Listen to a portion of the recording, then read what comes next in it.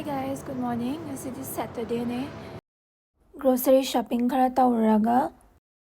cooking so tawna comments ta question hangak pa khara answer tawge ngasidi.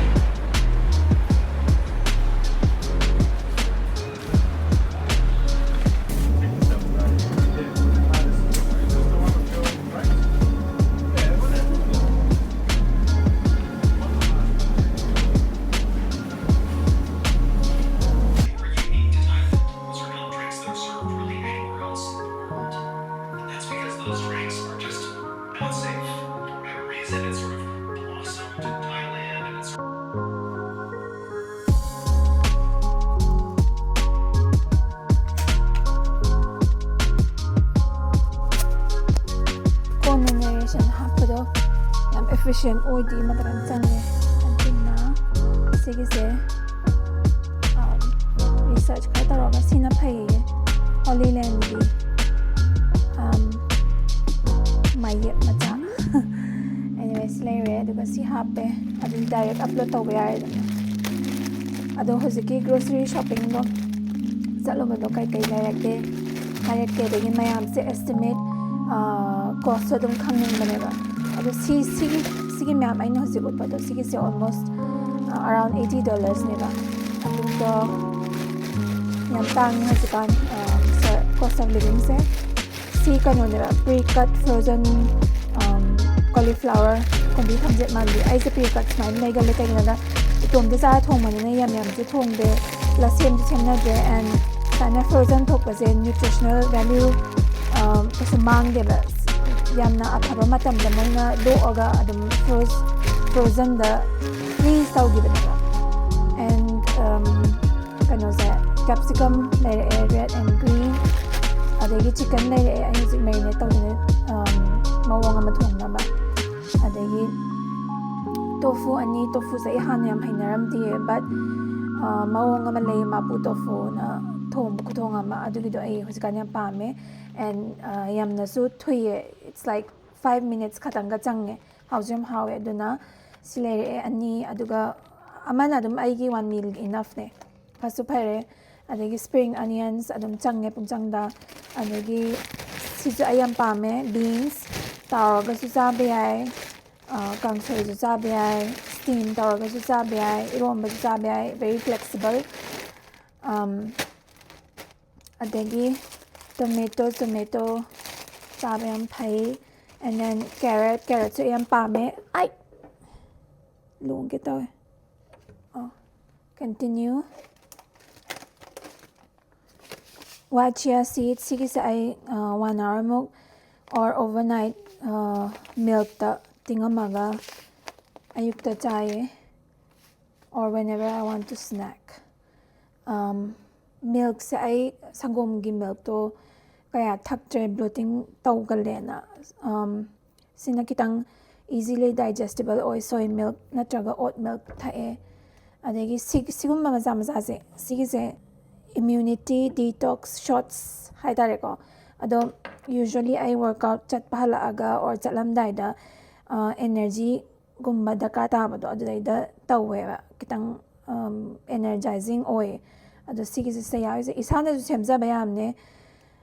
but I see convenience kisi lay be wan sale the storm ba si se vitamin C ginger turmeric lemon apple cider vinegar ne ba ai tha amine ba se khanau da sagat le orange juice da ginger myam thaksan ba mahau type ta chang lemon ga ginger ga and egg sigi se eggs yam tang sa da si se about I think $7 muk ne ba ado sigi se egg se ani le ꯑꯩ X ꯌꯥꯝ ꯆꯥꯏꯌꯦ protein intake ꯁꯣꯏꯗꯅꯕ 2x T ꯑꯗꯨꯝ ꯅꯨꯡꯇꯤꯒꯤ ꯆꯥꯏꯌꯦ ꯁꯣ ꯁꯤꯒꯤꯁꯤꯗ ꯁꯤ ꯈꯛꯇꯪꯁꯤꯗ ꯑꯗꯨꯝ almost $80ꯅꯦꯕ ꯁꯣ ꯍꯧꯖꯤꯛꯀꯤ ꯄꯣꯠ ꯃꯌꯥꯝꯗꯣ ꯃꯐꯝ ꯆꯥꯅ ꯊꯝꯈ꯭ꯔꯦ ꯑꯗꯒꯤ ꯁꯤ ꯗꯤꯁꯋꯥꯁꯔꯅꯦ ꯗꯤꯁꯋꯥꯁꯔꯗꯒꯤ ꯀꯣꯟ ꯂꯧꯊꯣꯛꯀꯦ ꯆꯤꯛꯀꯟꯁꯦ wash ꯇꯧꯔꯒ marinate ꯇꯧꯒꯦ ꯁꯤꯆꯨꯋꯥꯟ ꯆꯥꯏꯅꯥꯒꯤ ꯗꯤꯁ ꯑꯃꯅꯦꯕ ꯕꯤగ్ ꯄꯣꯠ ꯆꯤꯛꯀꯟ ꯇꯥꯐꯥꯟ ꯆꯤ ꯁꯨ ꯀꯧꯋꯦ ꯆꯤꯗꯤ ꯆꯤꯛꯀꯟꯅꯦꯕ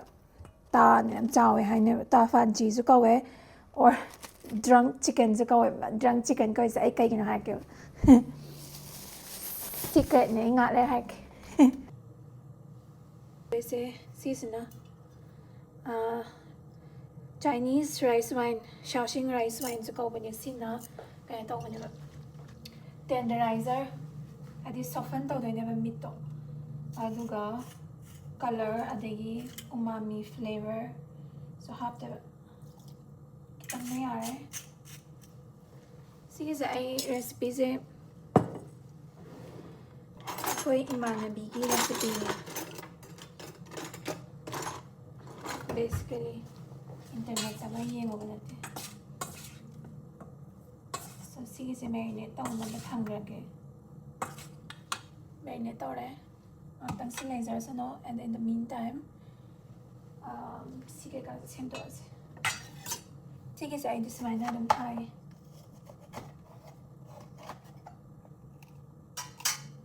ꯁꯨꯃꯥꯏꯅ ꯇꯧꯔꯒ ꯃꯅꯨꯡꯒꯤ ꯁꯨꯃꯥꯏꯅ ꯌꯥꯎꯕꯁꯦ ꯁꯨꯃꯥꯏꯅ ꯁ꯭ꯂꯥꯏꯝꯇꯦꯠ ꯑꯣꯏꯅ ꯑꯗꯨꯝ ꯍꯥꯞꯄꯅꯤ ꯆꯣꯞꯁꯇꯤꯛꯅ ꯂꯧꯈꯠꯂꯒ ꯆꯥꯕ ꯍꯥꯎꯕꯅꯤ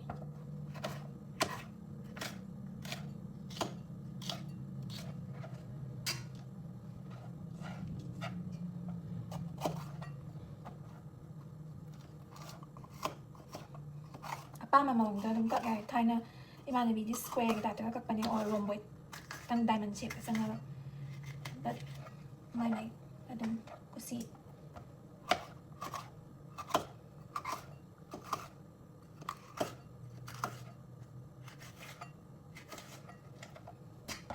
ꯑꯣꯀꯦ ꯑꯦꯟ ꯁꯤꯒꯤꯁꯤꯁꯨ ꯋꯦꯁ ꯇꯧꯅꯤꯡꯗꯦꯕ ꯁꯣ ꯑꯃꯒꯅ ꯁꯨꯃꯥꯏꯅ ꯀꯛꯊꯠꯂꯤ ꯍꯦꯛꯇ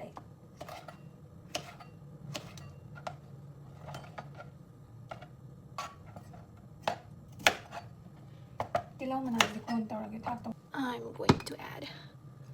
soy sauce dark soy sauce colour ꯈꯔꯒꯤ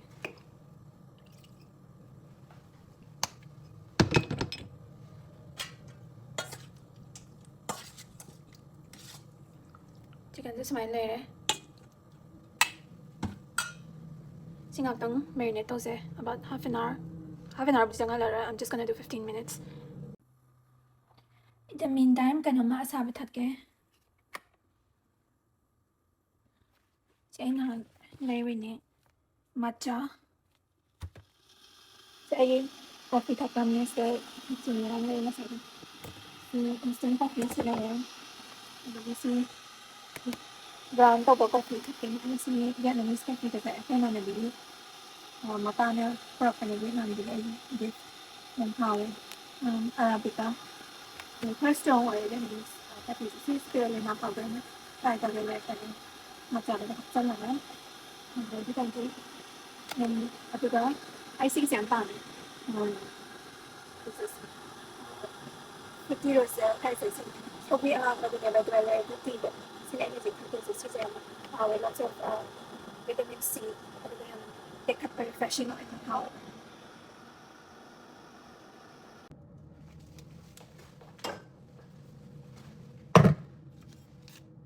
ꯁꯤꯅ ꯍꯧꯖꯤꯛꯀꯤꯗꯣ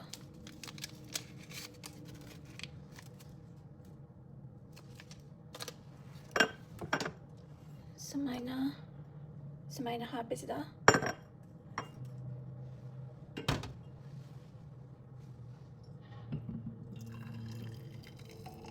ꯃꯆꯨꯁꯦ ꯌꯥꯝ ꯐꯖꯕ ꯃꯆꯨ ꯈꯨꯐꯖꯁꯦ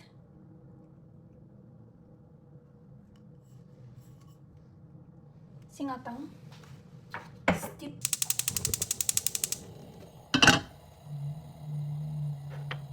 시기제 찌니네. 데트 맞아서 누시버네. 항동이 버네. 찌니네바. 시스나 글레이스 tawdoineba Chinese ki trick neba. Moi langba myawbado. Adugi coating dune.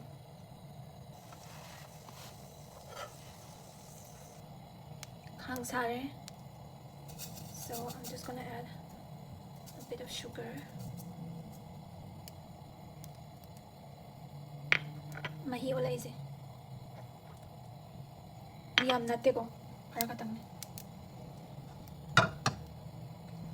And then character ngaida, I'm going to add my chicken. This chicken ke happen ni. Mati ide. Seal daw din ba ide. Chicken ko soft aduga succulent oil. This seal.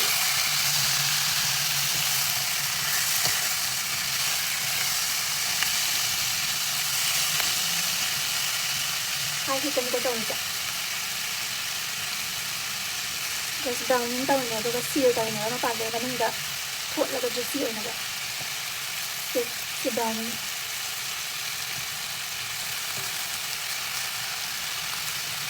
Yam natte ko dito daw. Handle lang thong daw ba. Si glaze. Sinala ka na pani.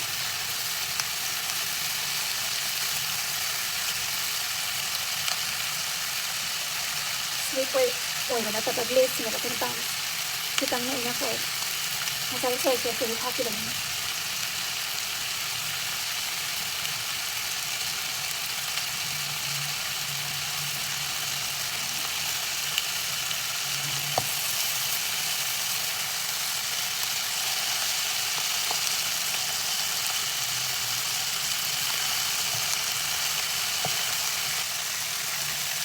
So, ako na pamba color to. Kaya browning sinila sa pan.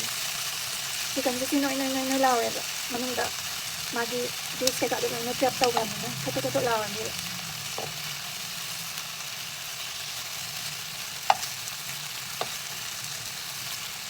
Brown color. Yeah, perfect.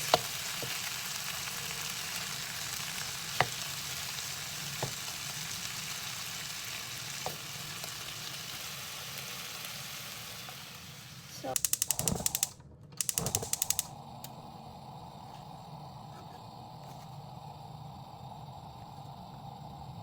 tau khara hapani degi tejpatta khara hapani. Sige is Chinese Muslim Uyghur have a Malay munyam sare. Moi ki dish है typical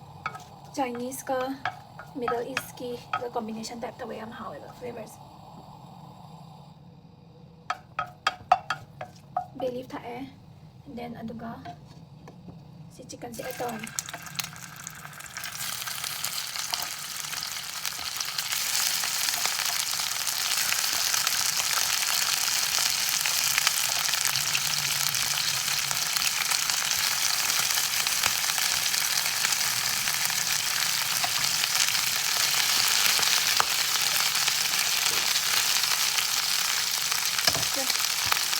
One minute kung bakit ito eh.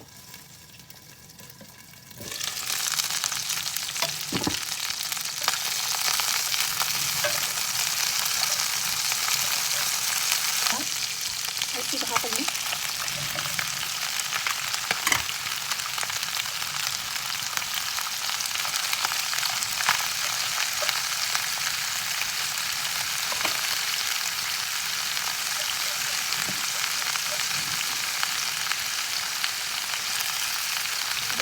May lang sila, no?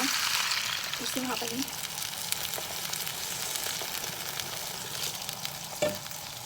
Gusto nyo sila hapaga. Masagi 5 spices to. Don't kara generously. Hapanin.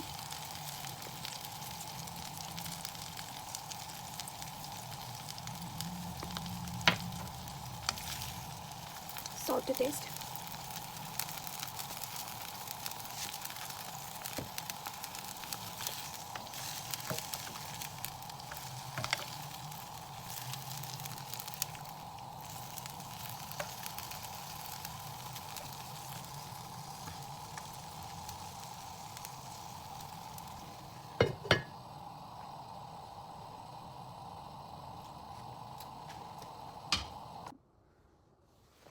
사갈래 레이어 ꯃꯌꯥꯝ ꯃꯅꯨꯡꯗ 스웨터 ꯑꯃꯁꯨ ꯂꯤꯠꯄꯩ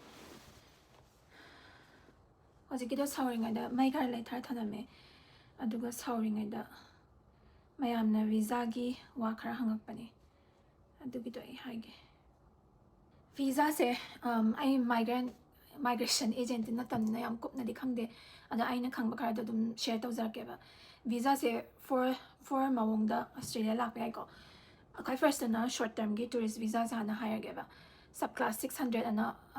ꯑꯁꯇ꯭ꯔꯦꯂꯤꯌꯟ tourist visa immigration ꯇꯧꯔꯒ ꯑꯗꯨꯝ search ꯇꯧꯔ ꯊꯣꯛꯂꯛꯀꯅꯤꯕ ꯁꯤꯁꯦ ꯚꯤꯖꯤꯇꯔꯁꯦ 12 monthsꯃꯨꯛ ꯂꯩ ꯌꯥꯔꯤꯅꯦ for the purpose of tourism or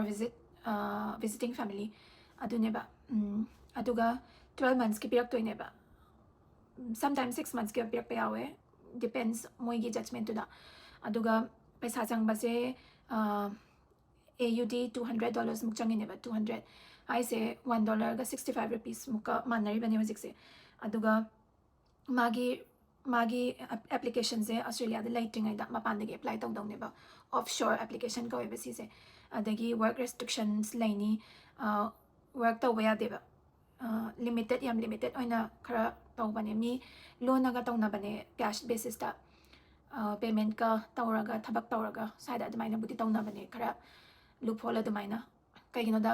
1 hourly minimum wage payment ꯑꯅ ꯂꯩꯕ ꯍꯧꯖꯤꯛꯁꯦ I think $30 to $35 ꯃꯨꯛ ꯂꯩꯕ ꯃꯥꯜꯂꯦ ꯑꯗꯨꯒꯤꯗꯣ ꯑꯗꯨꯗꯒꯤ ꯇꯦꯛꯁꯁꯨ ꯇꯧꯗꯣꯏꯅꯦꯕ ꯑꯣꯇꯣꯃꯦꯇꯤꯀꯦꯂꯤ ꯕꯦꯡꯛ ꯑꯦꯀꯥꯎꯟ ꯑꯃ ꯍꯥꯡꯀꯥꯟꯗ ꯅꯪꯒꯤ ꯇꯦꯛꯁ ꯗꯤꯇꯦꯜ ꯀꯩꯀꯥꯗꯣ ꯐꯤꯜ ꯑꯞ ꯇꯧꯋꯦꯕ ꯑꯗꯨꯗꯩꯗ ꯃꯅꯤ ꯇ꯭ꯔꯦꯜ ꯇ꯭ꯔꯥꯟꯖꯦꯛꯁꯟꯗꯣ ꯑꯗꯨꯃꯥꯏꯅ ꯗꯤꯖꯤꯇꯦꯂꯤ ꯆꯪꯉꯀꯥꯟꯗ ꯑꯗꯨꯝ ꯈꯪꯒꯅꯤꯕ ꯅꯪ ꯄꯩꯁꯥ ꯀꯌꯥꯝ ꯇꯥꯜꯂꯤꯅꯣ ꯈꯣꯠꯂꯤꯅꯣꯅ ꯑꯗꯩ ꯇꯦꯛꯁꯇꯣ ꯊꯤꯗꯕ ꯌꯥꯔꯣꯏꯕ ꯑꯗꯨꯒ ꯀꯩꯅꯣꯅ ꯀꯦꯁ ꯃꯤ ꯈꯔꯅ ꯇꯨꯔꯤꯁ ꯚꯤꯖꯥꯗ ꯂꯥꯛꯑꯒ ꯀꯦꯁ ꯄꯦꯃꯦꯟꯠꯀꯤ ꯊꯕꯛ ꯇꯧꯔꯗꯤ ꯈꯨꯠꯇ ꯄꯤꯅꯔꯝꯅꯤꯅ ꯊꯕꯛ ꯇꯧꯕꯒꯤ ꯄ꯭ꯔꯨꯐꯇꯣ ꯂꯩꯇ꯭ꯔꯦꯗꯅ ꯋꯥꯔꯤꯒꯤ ꯋꯥꯅꯤꯀꯣ ꯐꯥꯔꯗꯤ ꯐꯠꯇꯦ ꯑꯗꯣ ꯑꯦꯅꯤꯋꯦ ꯑꯗꯨꯃꯥꯏꯅ ꯇꯧꯅꯩꯌꯦꯕ ꯑꯗꯨꯒ ꯅꯦꯛꯁꯀꯤꯁꯦ ꯚꯦꯔꯤ ꯏꯝꯄꯣꯔꯇꯦꯟ ꯍꯥꯟꯅ ꯂꯩꯔꯝꯗꯦꯕ ꯁꯤꯁꯦ ꯋꯔꯀꯤꯡ ꯍꯣꯂꯤꯗꯦ ꯚꯤꯖꯥꯅ ꯋꯔꯀꯤꯡ ꯍꯣꯂꯤꯗꯦꯁꯦ ꯍꯥꯟꯅ ꯑꯇꯣꯞꯄ ꯀꯟꯇ꯭ꯔꯤꯁ ꯖꯄꯥꯟ ꯑꯗꯒꯤ UK US ꯌꯨꯔꯣꯄꯤꯌꯟ ꯀꯟꯇ꯭ꯔꯤꯁ ꯑꯗꯨ ꯃꯌꯥꯝꯒꯤ ꯃꯤꯁꯤꯡꯒꯤ ꯂꯩꯔꯝꯃꯦꯕ ꯏꯟꯗꯤꯌꯥꯒꯤ ꯍꯥꯟꯅ ꯂꯩꯔꯝꯗꯦꯕ ꯁꯤꯗꯅ ꯋꯔꯛ ꯇꯧꯕ ꯑꯂꯥꯎ ꯇꯧꯗꯣꯏꯅꯦꯕ ꯋꯔꯀꯤꯡ ꯔꯥꯏꯠꯁ ꯂꯩꯗꯣꯏꯅꯤ ꯑꯗꯨꯒ ꯃꯣꯏꯒꯤ ꯊꯕꯛꯁꯤꯡꯁꯦ ꯏꯚꯦꯟꯠꯀꯨꯝꯕꯗ ꯁꯔꯚꯤꯁ ꯇꯧꯕ ꯍꯣꯁꯄꯤꯇꯥꯂꯤꯇꯤ ꯏꯟꯗꯁꯇ꯭ꯔꯤ ꯑꯗꯒꯤ ꯐꯥꯔꯃꯤꯡꯒꯤ ꯀꯩꯅꯣꯗ ꯃꯣꯏꯒꯤꯗꯤ ꯂꯥꯔꯖ ꯁ꯭ꯀꯦꯜ ꯐꯥꯔꯃꯤꯡ ꯇꯧꯕꯅꯤꯅ ꯐ꯭ꯔꯨꯠ ꯄꯤꯀꯤꯡ ꯚꯦꯖꯤꯇꯦꯕꯜ ꯄꯤꯀꯤꯡ ꯀꯩꯀꯥꯁꯦ ꯂꯦꯕꯔ ꯆꯪꯉꯛꯄꯅꯤꯅ ꯑꯗꯨꯒꯨꯝꯕꯒꯤ ꯃꯤ ꯋꯥꯠꯂꯛꯄꯅꯤꯅ ꯑꯗꯨꯒꯤ ꯄꯔꯄꯁꯀꯤꯅꯦꯕ ꯚꯤꯖꯥ ꯀꯧꯕꯅꯦꯕ ꯁꯤꯒꯤꯁꯦ ꯑꯗꯣ ꯁꯤꯒꯤꯁꯦ ꯑꯩ ꯍꯥꯏꯔꯛꯀꯦ ꯑꯩ ꯏꯃꯥꯟꯅꯕꯤ ꯁꯨꯃꯥꯏꯅ ꯋꯔꯀꯤꯡ ꯚꯤꯖꯥꯗ ꯂꯥꯛꯄ ꯌꯥꯝ ꯇꯤꯟꯅꯔꯒ ꯌꯥꯝ ꯈꯪꯅꯕ ꯂꯩꯌꯦ ꯑꯗꯨꯅ ꯃꯣꯏꯗꯣ ꯑꯗꯨꯝ ꯄꯩꯁꯥꯗꯣ ꯆꯪꯉꯁꯨꯅꯦ ꯇꯥꯟꯕꯗꯨꯅ ꯍꯦꯟꯅ ꯇꯥꯜꯂꯒ ꯑꯗꯨꯝ ꯍꯟꯈꯤꯕ ꯐꯅꯌꯥꯝ ꯌꯥꯎꯋꯦꯕ ꯃꯤꯗ ꯂꯩꯔꯦꯕ 1 hourlyꯒꯤ ꯄꯦ ꯇꯧꯔꯒ ꯃꯌꯥꯝ ꯁꯨꯔꯗꯤ ꯆꯪꯈꯤꯕꯗꯣ ꯑꯗꯨꯒꯤꯗꯣ ꯌꯥꯝ ꯂꯥꯏꯅ ꯑꯗꯨꯝ ꯐꯨꯀꯠꯄ ꯌꯥꯏꯑꯕ ꯋꯔꯀꯤꯡ ꯍꯣꯂꯤꯗꯦ ꯚꯤꯖꯥ ꯏꯟꯗꯤꯌꯥꯒꯤ ꯏꯟꯗꯤꯌꯟ ꯁꯤꯇꯤꯖꯟꯁꯀꯤꯁꯦ 1000 ꯚꯤꯖꯥꯁ ꯄꯔ ꯄ꯭ꯔꯣꯒ꯭ꯔꯥꯝ ꯌꯔ ꯍꯥꯏꯕꯅꯦꯕ ꯄꯤꯗꯣꯏꯁꯦ ꯌꯔ ꯑꯃꯒꯤ 1000 ꯚꯤꯖꯥꯁ ꯈꯛꯇꯪꯅꯦꯕ ꯐꯪꯗꯣꯏꯁꯦ ꯑꯗꯣ ꯑꯌꯥꯝꯕꯅ ꯍꯧꯖꯤꯛꯇꯤ ꯃꯌꯥꯡꯁꯤꯡ ꯂꯧꯅꯕꯅꯦ ꯑꯗꯣ ꯁꯤꯁꯦ ꯑꯦꯄ꯭ꯂꯥꯏ ꯇꯧꯕ ꯌꯥꯔꯤꯁꯦ ꯏꯟꯗꯤꯌꯟ ꯁꯤꯇꯤꯖꯟ 18 to 30 years ꯑꯣꯏꯕ ꯑꯗꯨꯒ ꯁꯕ ꯀꯥꯁꯁꯤꯅ 462 ꯑꯣꯏꯕꯅꯦꯕ ꯁꯤꯁꯦ ꯇꯧꯗꯣꯏꯁꯦ ꯑꯁꯇ꯭ꯔꯦꯂꯤꯌꯥꯗ 1 yearꯃꯨꯛ ꯂꯩꯕ ꯌꯥꯗꯣꯏꯅꯦ ꯑꯗꯨꯒ ꯊꯕꯛꯁꯦ ꯇꯧꯗꯣꯏꯅꯦꯕ ꯑꯗꯣ ꯁꯤꯒꯤ ꯁꯦꯂꯦꯛꯁꯟꯁꯦ ꯀꯩꯅꯣꯗ ꯑꯦꯄ꯭ꯂꯥꯏ ꯇꯧꯀꯥꯟꯗ ꯀꯩꯅꯣ ꯇꯧꯋꯦꯕ इलेक्ट्रॉनिक सेलेक्शन तौदनेबा बायस लेतनबा अदुगा मीदो टर्शियरी क्वालिफिकेशन होल्ड तौगदमने हाबति कॉलेज की डिग्री हम पाइगदमनेबा फंक्शनल इंग्लिश अंगांग याय ngame se show तौनबा कगिनदा साइगी कम्युनिकेशन दो इंग्लिश ता तौरक्तोइनेना अदगी रजिस्ट्रेशन से एवरी ईयर अक्टोबर दगी ओइ हारी अदगी बैंक अकाउंट 5000 AUD मुक सफिशिएंट फंड्स लेगदबा सैजा travel तौब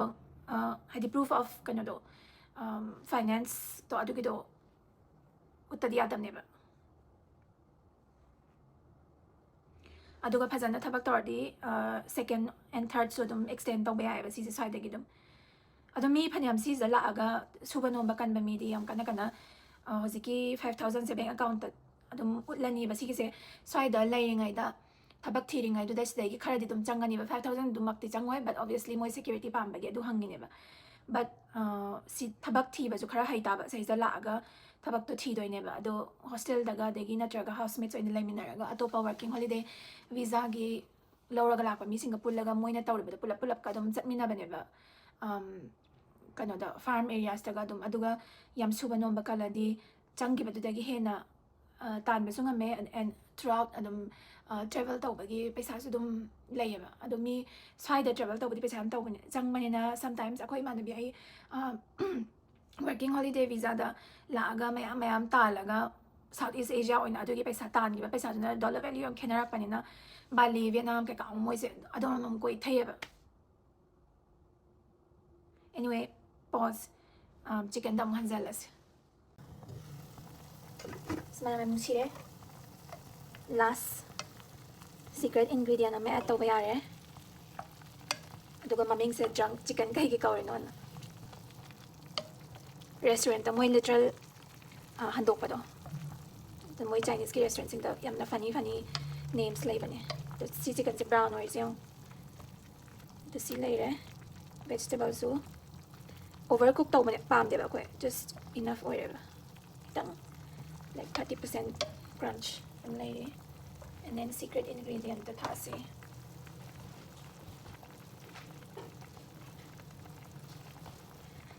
beer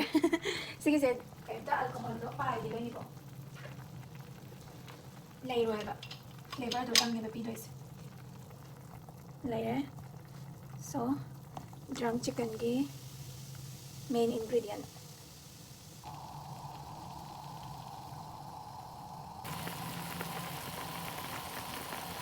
bubble ka pai thoi anyway madam sire ngat sawhalame mahi do reduce down ba adai hojiki do working holiday visa loigre and third sina student visa ki di overseas educational service kana ka kaino yamna consultant yam laibane ba free da dum akoi swagi university singa affiliated oiba Bangalore da su laibane Delhi da su any major city da laibane ba free da moida chatlaga hangkotana dum yabane dagi college fair ga su dum tawbane ado students ki jo jikan di amna strict oigare Indian students low base academic ke kasi amna phavana tradi kaina da Indian students na fraud tawba yam thengnagre ba swaida Punjabi daina kai daina laknaba pungtong da tawba do tosnaba visa fraud do tawba khar section college apha myam lay suppose Monash la Trobe dikan kaka myam lay moi moi ki site ta chatlaga dum kana do degrees myam do yam ne ba side da degrees yam me ba taw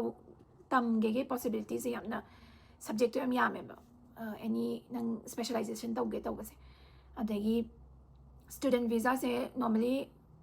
degree singse 2 years or 2.5 years ki oidana ado sigumba 2.5 or 2 years ki degree top size da 3 years muk nangoda laihan na pi ba temporary resident visa TR na haidi nangna kana do tammo ba do adugi do experience to siznaraga thabak tawge opportunity pi ba ado sumaina ne ayamba mi lai thanagre se aizo dumaina lai thagi bane ba kano thabak tawraga khotlaga adagi skill migrant visa anam lay ba adu on tharaga last ki size lak to ne ba adu last ki sine skill migrant visa ne ba size the state na sponsorship tawba lay adagi company na su lay ba adu skill migrant ki job list ta yawgadam ne ba nangi job nangi area do adugi do government ki immigration website ta dum yawbane ba skill migrant jobs and tawraga adu daida nangi kano do yawena khaladi yawena confirm tawra matungda kano da seek kumba indeed kumba da jobs to yengaga employee sing sponsorship pi ba employer na haidi application do haidi apply di taw tamne ba aduga moina sponsorship to pi gadra khot kadra do aduga email ga paw phaunaraga nang do yam thina skill oraga yam haiba oraga di company dana maybe sponsor taw basu yai ba adumaina skill migrant sing sina adumaina migration taw bane ba like sida lagi ba mizo adumaina thabak thiraga or state ta apply tawraga skills shortage labor mafam do adugi do fill tawbane ba basically skill migration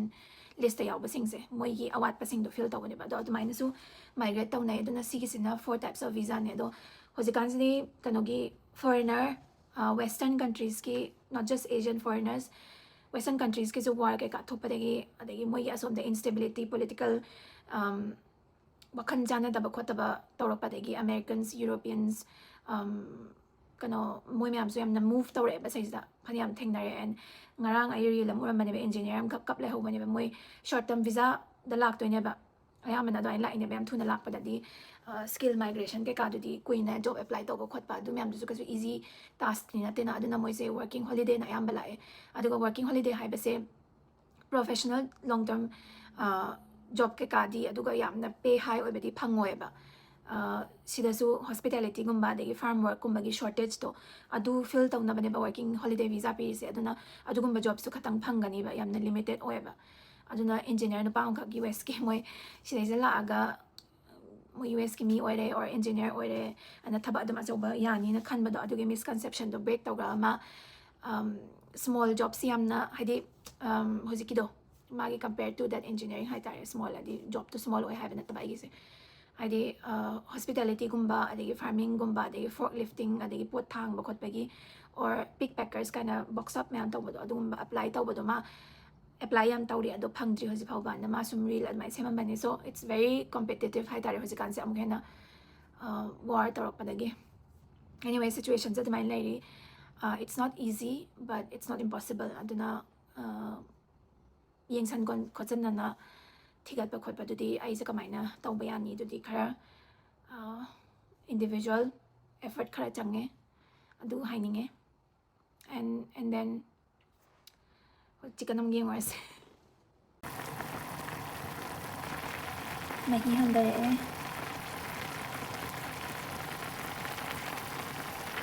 madam biam siya khara so hanige relation ba